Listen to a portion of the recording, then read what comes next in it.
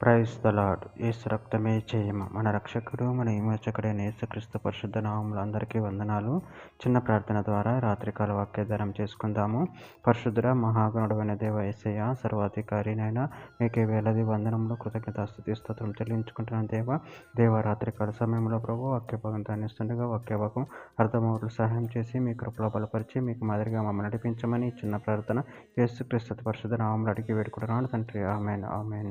లోకాసువార్త 12వ అధ్యాయం 37వ వచనము. ప్రభువు వచ్చి ఏ దాసులు మెలకువగా ఉండుట కనుగొనునో ఆ దాసులు ధన్యులు. అతడు నడుము కట్టుకొని వారిని భోజన పంక్తిని కూర్చుండబెట్టి తానే వచ్చి వారికి ఉపచారం చేయనని మీతో నిశ్చయముగా చెప్పుచున్నాను. ఆమేన్. దేవుడి వాక్య భాగం దీవించును గాక.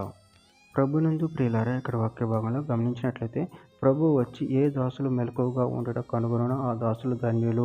అతడు నడుము కట్టుకొని వారిని భోజన పంక్తిని కూర్చుండబెట్టి తానే వచ్చి వారికి ఉపచారం చేయనని మీతో నిశ్చయముగా చెప్పుచున్నాను.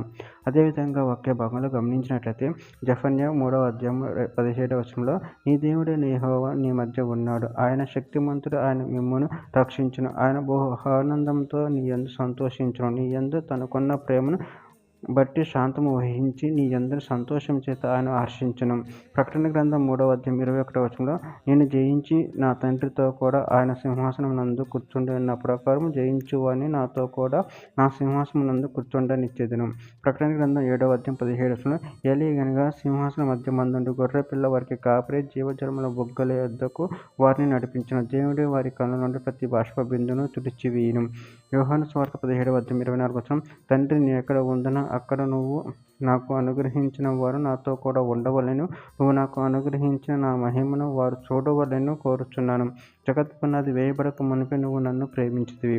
తిమోతికి రాసిన 2వ పత్రిక 4వ అధ్యాయం 5వ వచనం అయితే నువ్వు అన్ని విషయములలో మితముగా ఉండుము, శ్రమ పడుము, సువార్తికునిగా పని చెయ్యము, నీ పరిచర్ను సంపూర్ణంగా జరిగించుము.